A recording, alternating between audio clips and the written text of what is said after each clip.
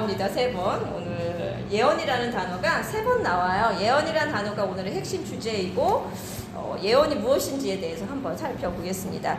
오늘은 본문 말씀을 통해서 성경을 어떻게 읽어야 되는지에 대해서 한번 살펴볼 거거든요. 아주 중요한 내용이에요. 이 성경을 어떻게 읽어야 되는가를 잘 배워놓으면 앞으로도 성경을 읽는 게 유익하고 굉장히 재밌거든요. 그래서 그런데 우리가 성경을 읽다 보면 참 어렵게 느껴질 때가 많아요. 첫 번째는 사람 이름이 헷갈립니다. 처음에 말씀을 읽으면.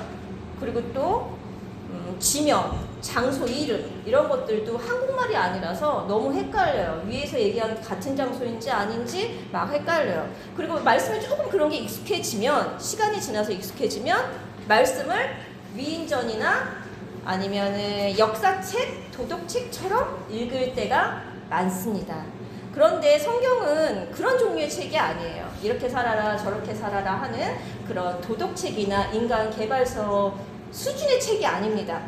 성경은 우리의 영을 먹이는 생명의 양식입니다. 우리의 성격을 깎고 다듬고 발전시키는 거는 우리의 육이에요. 영이 아니라. 근데 책은 영의 말씀이거든요. 그런데 우리 성품 잘 안 바뀌어요. 왜냐하면 성품이 내가 만든 게 아니라 하나님이 주신 선물이기 때문에 하나님이 고쳐주시지 않으면 나의 결단과 결정으로는 바뀌기가 정말 어렵습니다. 바뀐 척은 할 수 있죠. 그렇지만 내 안에 기본 기질은 있거든요. 성령님이 바꿔주셔야 돼요. 그래서 성경은 물론 이 땅에서 하나님의 자녀답게 바르게 살아가는 것도 너무 중요해요. 그런데 우리가 지난주에 배웠죠. 그런 바른 삶을 사는 이유가 구원의 조건이 아니라 복음이 비방받지 않기 위해서, 또 세상 앞에서 복음이 더 빛나게 하기 위해서 바르고 단정하게 살아야 된다고 지난주에 배웠습니다. 이렇게 성경의 목적은 도덕을 가르치는 수준에만 머무르는 것이 아니라 하나님께서 우리에게 예수 그리스도를 믿음으로 구원에 이르는 지혜를 주시기 위해 기록했다고 우리가 지난주에 함께 나눴습니다. 디모데 전서 5장 말씀을 통해서 우리가 함께 지난주에 나눴었는데요. 그래서 성경에서 말하는 교훈, 책망, 의로 교육함은 단순히 우리한테 도덕적인 가르침을 가르치는 것이 아니라 믿음의 길을 걸어가는데 필요한 영적 가르침이라고 지난주에 배웠습니다. 여기까지가 지난주에 우리가 나눴던 말씀입니다. 그래서 다시 말씀드리는데 우리가 이 땅에서 도덕적으로 선하게 살아가는 행위는 구원의 조건이 아니라 이미 받은 복음의 은혜로 드러나는 성령의 일하심, 성령의 열매입니다. 되게 중요해요. 내가 선하게 해서 구원을 받는 것이 아니라 내가 선물로 받은 믿음으로 인하여 구원을 받았기 때문에 내 안에서 성령님이 일하셔서 선한 행위, 착한 행위들이 따라오는 것입니다. 자, 이제 본론으로 들어가 볼 텐데요. 우리 윤재가 마친 예언의 뜻이 무엇일까? 그 의미부터 좀 한번 살펴볼게요. 우리가 예언하면은 뭐를 기억할까요? 예언하면은 미리 무엇인가를 일어나지 않는 것을 아는 것을 예언이라고 해요. 보통 우리가 알고 있는 것은. 그래서 궁금해가지고 미리 알고 싶은데 미래에 대해서 우리 친구들이 우리가 어떤 대학을 갈지, 어디에서 미래에 살게 될지, 무슨 일을 하게 될지 이런 걸 미리 알면 너무 좋겠죠. 근데 우리는 그런 것들을 알 수가 없어요. 근데 인간의 이 욕망에는 미리 알고 싶어하는 그런 것들이 있는데 그래서 세상에 많은 신들을 섬기는 것 같아요. 알고 싶고 의지하고 싶고. 그런데 말씀에서 이야기하는 예언은 그러한 뜻이 아니에요. 말씀에서 이야기하는 예언은 맡길 한문이죠. 맡길 예자입니다. 맡기다라는 뜻이에요. 하나님께서 우리에게 맡기신 말씀 곧 복음을 의미합니다. 구약은 이 복음을 그림자와 예표 속에 감추어 주셨고, 신약은 예수 그리스도를 통해 그 복음을 완전히 드러내서 성취하셨어요. 그러니까 구약은 오실 예수님을 숨겨놓았고, 지금 신약은 그 오신 예수님을 드러내고 있습니다. 19절, 우리가 함께 읽었었던 19절에서 이 예언을 뭐라고 표현하고 있냐면, 더 확실한 예언이 있어 어두운 데를 비추는 등불과 같다라고 표현을 합니다. 그리고 오늘 읽지 않은 시편 우리 주보에 써 있는데요. 119편 105절과 잠언서 6장 23절에도 비슷한 표현을 사용하고 있는데 뭐라고 말씀하고 있냐면, 읽을 말씀이 너무 많아서 이 말씀을 읽지 않을게요. 제가 표현을 요거를 정리해서 말씀을 드리면, 복음이 바로 등불이며 예언이며 생명의 빛이라고 표현하고 있습니다. 주의 말씀은 내 발의 등이요 내 길의 빛이요. 하나님의 말씀이 발의 등과 길의 빛이라고 말씀하고 있고, 잠언서에서는 등불이요 빛이요 그 생명의 길이라고 표현하고 있습니다. 또 21절에서는 이 예언이 사람의 뜻, 사람의 생각에서 나온 것이 아니라 성령의 감동으로 기록된 하나님의 말씀임을 분명히 말하고 있습니다. 그래서 우리는 성경을 읽을 때 주의해야 되는 게 있어요. 마치 나에게만 주시는 말씀처럼 사적인 감정이나 주관적인 생각으로 해석하는 것을 조심해야 됩니다. 성경의 말씀은 누군가한테만 주시는 말씀이 아니에요. 옛날이나 지금이나 동일한 말씀이기 때문에 동일하게 같은 맥락으로 복음 안에서 해석이 되어야 합니다. 그러면 어떻게 해야 될까요? 그 해결 방법도 써 있는데요. 19절에 써 있거든요. 샛별이 뜨기까지. 샛별이 무엇일까요? 샛별이 성령님이거든요. 성령께서 우리를 조명해 주셔서 영의 눈을 열어주실 때까지 기도로 기도하며 말씀을 읽어야 합니다. 근데 그 샛별이 뜨기까지 성령의 조명함이 임하시기 전에 내 마음대로 해석하는 것은 무엇이라고 부르는지 오늘 뒤쪽에서 우리가 알아볼 텐데요. 성경에 분명히 써 있거든요. 그 성경들을 한번 알아보도록 하겠습니다.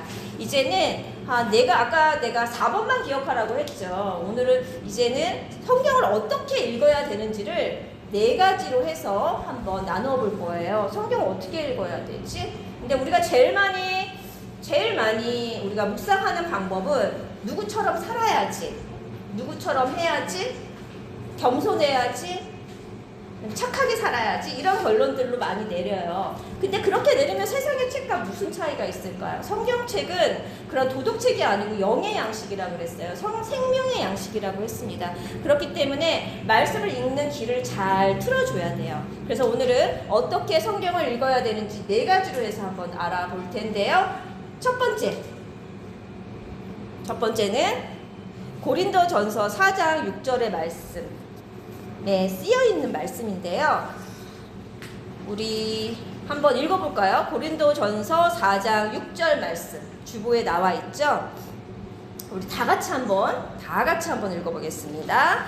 형제들아, 내가 너희를 위하여 이 일에 나와 아볼로를 들어서 본을 보였으니 이는 너희로 하여금 기록된 말씀 밖으로 넘어가지 말라 한 것을 우리에게서 배워 서로 대적하여 교만한 마음을 가지지 말게 하려 함이라. 아멘.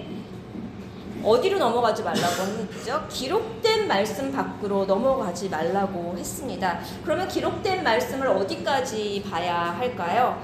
그 해답은 그 다음에 주부에 쓰여 있는 말씀인데요. 베드로 후서 3장 11절에서 13절 말씀까지 쓰여 있는데요. 이 말씀은 제가 읽겠습니다. 이 모든 것이 이렇게 풀어지리니 너희가 어떠한 사람이 되어야 마땅하냐. 거룩한 행실과 경건함으로 하나님의 날이 임하기를 바라보고 간절히 사모하라. 그날에 하늘이 불에 타서 풀어지고 물질이 뜨거운 불에 녹아지려니와 우리는 그의 약속대로 의가 있는 곳인 새 하늘과 새 땅을 바라보도다. 아멘. 어렵죠? 11절에서 중요한 말씀은 거룩한 행실과 경건함으로입니다. 그리고 두 번째 12절에서 중요한 말씀은 하나님의 날이 임하기를 바라보고, 그 다음에 13절에선 새 하늘과 새 땅을 바라보도다. 무슨 뜻이냐면 거룩한 행실과 경건함은 믿음이거든요. 믿음으로 하나님의 날이 임하기를 바라보고 새 하늘과 새 땅으로 말씀을 풀라는 말씀입니다.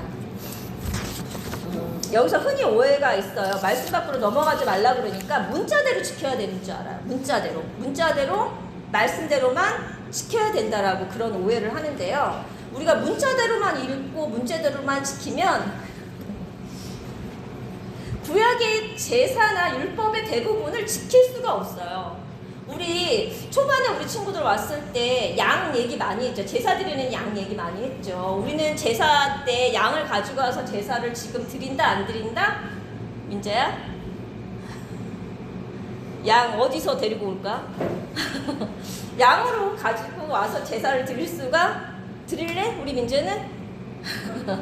양으로 가져와서 제사를 드릴 수가 없어요. 그리고 율법의 대부분을 출애굽기나 레위기에 나와 있는 모세오경에 나와 있는 대부분은 우리는 지킬 수가 없어요. 그렇다고 해서 어떤 거는 지키고 어떤 것은 지키지 않는다는 기준도 인간이 만들 수가 없어요. 이 성경대로 하려면 다 지켜야 되는 거지. 어떤 거는 우리 마음대로 지키고 이거는 안 지켜도 되고 그렇게 할 수 없는 것이거든요. 그래서 히브리서에서는 뭐라고 말씀하시냐면 율법의 말씀은 오실 예수의 그리스도의 모형이라고 말씀하고 있습니다. 우리는 이미 오신 예수님을 믿고 재림의 시대를 살아가고 있기 때문에 말씀을 읽을 때 말씀을 지켜야 된다라는 기준이 아니라 말씀을 복음 안에서 어떻게 이해해야 하는가를 고민하면서 읽어야 돼요.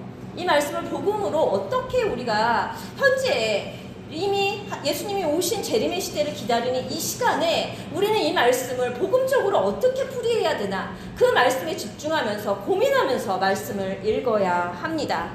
베드로후서 3장 12절에서는 이렇게 말씀하세요. 하나님의 나라 임하기를 바라보고 간절히 사모하라. 이 말씀은 뭐냐면 하나님 나라 소망을 품고 성경을 읽는 것이 바로 말씀 밖으로 넘어가지 않는 것입니다. 말씀 밖으로 넘어가지 않는 것이 무엇이라고요? 복음으로 보는 것입니다. 복음 안에서 말씀을 푸는 것입니다. 이제 두 번째 2번으로 넘어갑니다. 2번은 말씀을 그러면 어떻게 읽어야 되나? 2번 잠언서 30장 6절 말씀, 그 다음에 에스겔서 13장 2절에서 3절 말씀에 나와 있는데 잠언서 30장 6절 말씀을 누가 읽어볼까요?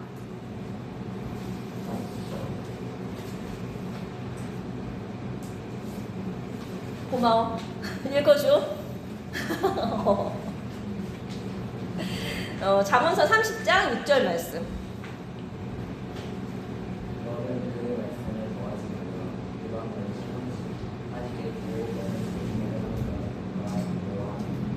아멘. 서준이 고마워. 뭐라고 말씀하세요? 30장 6절에서 그의 말씀에 더하지 말라고 되어 있습니다. 그의 말씀에 더하는 자는 무슨 어떤 사람이라고 되어 있냐면 뒷구절에 거짓말하는 자라고 되어 있어요. 그럼 지금까지의 말씀을 보면 복음의 말씀에 더하는 것은 거짓말하는 자입니다. 거짓 선지자죠. 그리고 에스겔서 13장 2절에서 3절 말씀 제가 읽어볼 텐데요. 어떠한 자들을 거짓말하는 자, 거짓 선지자라고 하는지 한번 읽어보겠습니다. 인자야 너는 이스라엘에 예언하는 선지자들에게 경고하여 예언하되 자기 마음대로 예언하는 자에게 말하기를 너희는 여호와의 말씀을 들으라. 주 여호와의 말씀에 본 것 없이 자기 심령을 따라 예언하는 어리석은 선지자에게 화가 있을진저. 아멘. 무서운 말씀입니다. 내 심령을 따라 본 것 없이 내 마음대로 말씀을 해석하는 것, 내 주관대로 해석하는 것은 화가 있을진저라고 말씀을 하고 있습니다. 이 말씀은 잠언서 30장 6절에서 그의 말씀에 더하는 자, 복음의 말씀에 더하는 자, 인간의 생각을 더하는 자를 거짓말하는 자라 말씀하시고 그러한 자를 거짓 선지자라고 말씀하시면서 어리석은 선지자라고 말씀하고 있습니다.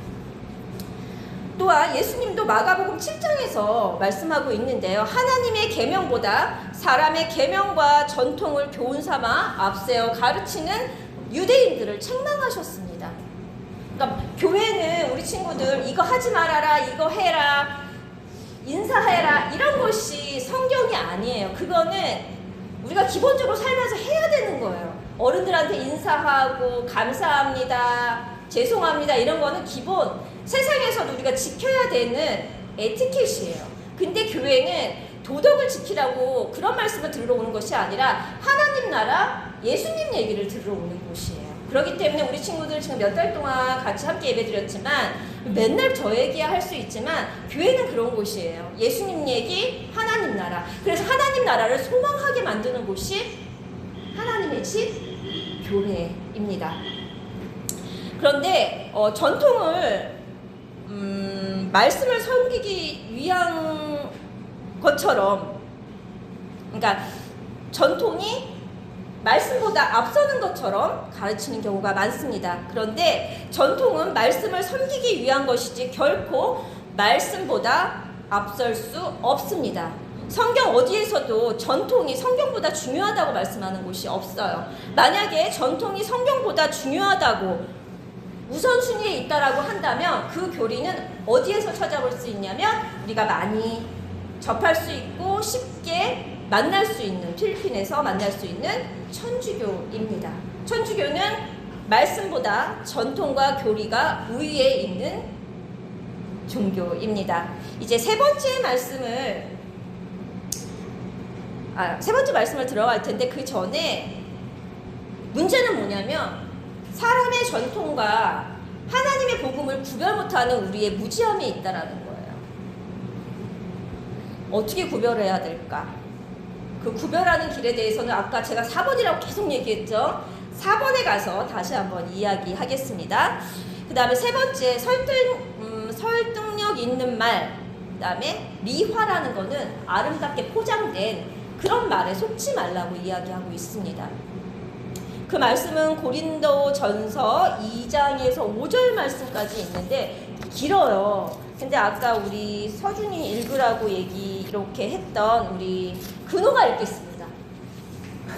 1절부터 고린도전서 2장 1절부터 5절인데 길지 않아요. 한번 읽어보겠습니다. 크게 읽어주세요, 근호.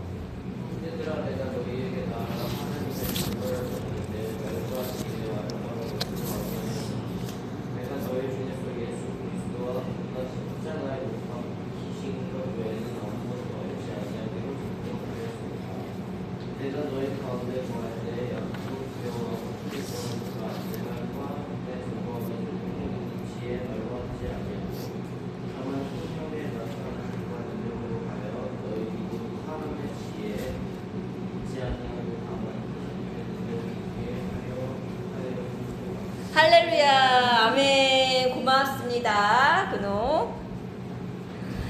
고린도전서 2장 1절에서 5절 말씀에서 바울은 설득력 있는, 정리해서 이야기해 줄게요, 짧게. 설득력 있는 지혜의 말로 하지 말고 성령의 능력으로 오직 예수 그리스도의 복음만 전했다라고 말씀하고 있습니다. 저도 사역자로서 제가 하나님께 서원한 것이 저는 오직 예수 그리스도 복음만 전하겠다라고 서원을 했기 때문에 다른 말을 할 수가 없습니다. 우리는 아마 그럴듯한 간증이나 성공담 같은 거를 듣고 감동을 받고 와, 저 하나님이 나의 하나님이었으면 너무 좋겠다라고 부러워할 때가 있죠. 저도 부러워했습니다. 거기에 하나님이 보이는 게 아니라, 하나님의 일하심이 보이는 게 아니라 그 사람이 보이고 와, 저 사람의 하나님이 나의 하나님이었으면 좋겠다, 나한테도 저런 기적이 일어났으면 좋겠다, 이렇게 부러워할 때가 있었는데요. 그런데 그런 말들이 하나님보다 사람을 드러내기 시작하면 나만의 하나님, 나를 위한 하나님, 나한테만 존재하는 하나님으로 변질돼서 복음의 빛을 흐리게 됩니다. 성령의 능력이 없는 미화된 인간의 말은 결코 생명력이 없습니다. 생명력이 없기 때문에 영혼을 살릴 수 없습니다. 이제 중요한 4번에 도착했습니다.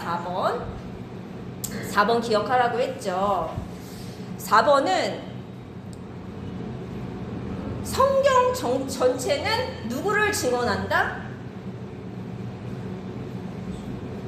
네, 예수 그리스도를 증언합니다. 이것이 해석의 핵심입니다. 가장 중요한 기준입니다.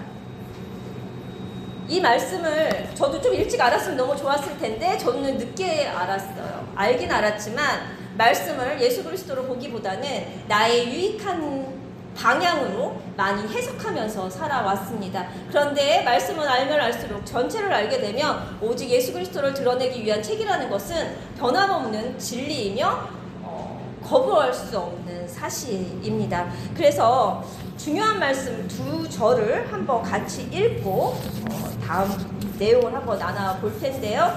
우리 주보에 중요한 말씀이라서 두껍게 써있죠. 보면은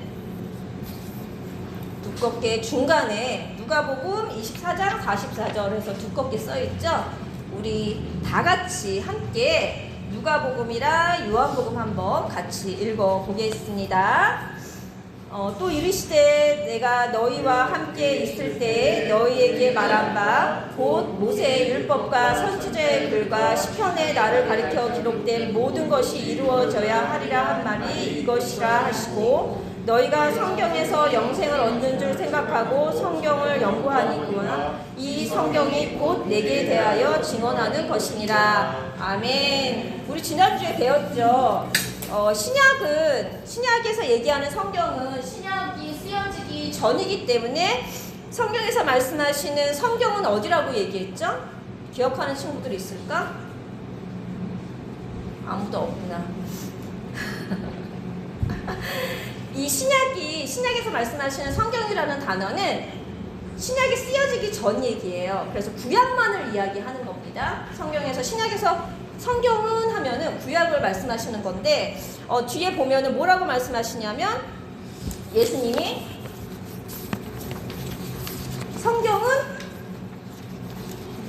이 성경이 곧 내게 대하여 증언하는 것이라고 말씀하세요. 구약은 곧 누구를 증언하는 거라고 말씀하는 걸까요? 내가 누구예요 지금? 누가 얘기한 거예요 이 말씀이? 예수님. 구약은 예수님을 나타낸다라고 증언한다라고 이렇게 명확하게 예수님께서 말씀하셨습니다. 이렇게 성경 전체 곧 이 두 구절만 봐서 알 수 있는 성경, 모세의 율법, 그 다음에 선지자, 역사서, 시편, 이 모든 구약이 예수 그리스도 자신을 기록한 책이라고 예수님께서 직접 말씀하셨어요. 그리고 여기만 있는 것이냐? 이렇게는 너무 증거가 너무 빈약하죠. 그래서 여기 봐. 여기 요한복음, 누가복음에만 있는 것이 아니라 사도행전, 로마서, 복음서 곳곳에서 이런 말씀들이 동일하게 증언됩니다.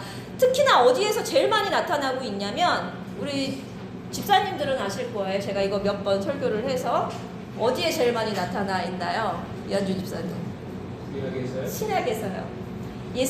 구약의 말씀이 곧 예수 그리스도를 드러내는 말씀이라고 어디 한 부분 파트에서 제일 많이 설명하고 있는 부분이 있어요. 땡, 사도행전입니다. 사도행전입니다. 저는 설교한 사람이라서 이거를 한 3번 정도 제가 한번 얘기를 했는데요. 사도행전에서 어떻게 설명을 하고 있는지 얘기해 볼게요. 너희들만 못 맞추는 거 아니라고 얘기해 준 거야. 어른들도 똑같아. 한 번 들으면 잊어버려져, 여기 나가는 순간. 근데 한 줄만 기억하면 돼. 오늘은 뭘 기억해야 되냐면 모든 말씀은 예수 그리스도를 증언하고 나타낸다. 이것만 기억하고 오늘 나가면 됩니다. 로마 사도행전에 보면 스데반은 창세기부터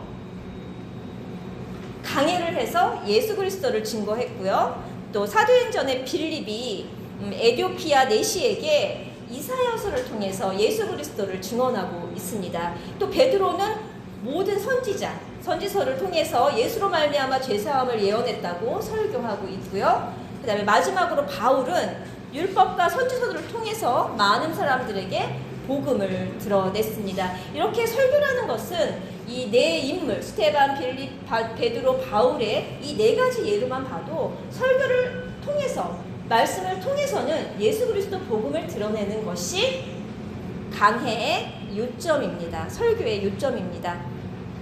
이렇게 모든 성경은 예수 그리스도를 드러냅니다. 그래서 성경은 우리의 행동을 결단하게 하려고 기록된 책이 아닙니다. 물론 변화된 삶이 열매로 나타나지만 성경의 핵심은 우리의 변화된 삶이 아니라 믿음을 세우는 영의 말씀이며 그 믿음이 뿌리가 내려지면 저절로 행위는 뒤따르게 되어 있습니다. 내가 결단해서 먼저 앞서는 것이 아니라 내 믿음의 뿌리가 생기면 내 안에서 풍성해진 성령님이 나를 이끌어 주십니다. 그래서 힘들지가 않아요. 근데 내 안에 믿음이 없이 뭘 행하려고 변하려고 그러면 힘들어요. 몸이 무겁고 병 들어가는 거죠. 근데 성령님이 이끌어 주시는 삶은 그렇지 않습니다. 기쁨이 충만하고 나도 모르게 그 일을 행하고 있고 나도 모르게 이곳에 가 있습니다. 그래서 성경 전체는 사망에서 생명으로 옮겨지는 유일한 길이신 무엇을 드러내는 것이라고요? 예수 그리스도 복음을 드러내는 책이며 그래서 생명책이라고 부르는 것입니다. 이제 마지막으로 한 가지 더 있는데요. 그러면 잘못 풀면 어떻게 될까요? 말씀을 잘못 풀면. 잘못 푸는 자들에 대한 경고가 나옵니다. 말씀에. 베드로 후서 3장 16절부터 3장 17절 말씀에 말씀을 잘못 푸는 자들에 대한 경고가 나오는데요. 제가 한번 읽어볼게요. 말씀이 그래서 유익한 생명의 말씀이기도 하지만 잘못 보게 되면은 우리가 그 책임값을 져야 되거든요. 뭐라고 되어 있냐면 읽어볼게요. 또 모든 편지에도 이런 일에 관하여 말하였을 때 그 중에 알기 어려운 것이 더러 있으니 무식한 자들과 굳세지 못한 자들이 다른 성경과 같이 그것도 억지로 풀다가 스스로 멸망에 이르니라. 그러므로 사랑하는 자들아 너희가 이것을 미리 알았은즉 무법한 자들의 미혹에 이끌려 너희가 굳센 데서 떨어질까 삼가라. 아멘. 이렇게 베드로 후서 3장 16절에서 17절 말씀은 복음에서 벗어나 사사로이 내 감정대로 성경을 푸는 자들을 무엇이라고 부르고 있냐면 무식하고 믿음이 없는 자라고 표현하고 있습니다. 믿음이 없는 자라는 표현은 굳세지 못한 자들이 믿음이 없는 자들을 표현하는 거거든요. 이렇게 사람의 전통과 계명을 복음보다 앞세우는 자들, 그리고 자기 유익과 탐심으로 말씀을 이용하는 자들을 성경은 이사야서에서 지난주에 한번 배웠었는데요. 몰지각한 목자라고 표현하며 동물을 뭐라고 표현한다고 그랬죠? 기억하나? 한 글자인데? 기억하는 사람? 내가 욕 아니라 그랬는데 그때? 개. 내가 지어낸 말 아니라 그랬잖아. 말씀에 있는 말이라 그랬잖아. 개. 근데 하나 더 있어. 두 글자인데. 많이 등장하는 돼지. 성경은 이런 몰지각한 목자와 개, 돼지라고까지 에스겔서에서 표현하고 있습니다. 하나님들은 이렇게 거짓된 말씀으로 하나님의 양들을 미혹하는 이들을 결코 그냥 두시지 않으시고 반드시 책망하시며 그 책임을 물으신다고 말씀하고 있습니다. 어디에? 대선지서랑 소선지서에 전체가 이것을 강하게 증언하고 있습니다. 그래서 저는 대소선지서를 읽으면 두려워요. 이 말씀을 대언하는 자들이 받는 그 책임값이 너무 어마무시하고 무섭습니다. 그래서 떨리는 마음으로 늘 하나님께 물으면서 조심스럽게 이 자리에 씁니다. 그래서 다음 주는 거짓 선지자에 대해서 한번 나눠볼 거예요. 우리가 거짓 선지자를 어떻게 구별해야 되는지 그 말씀에 대해서 한번 나눠보겠습니다. 결론입니다.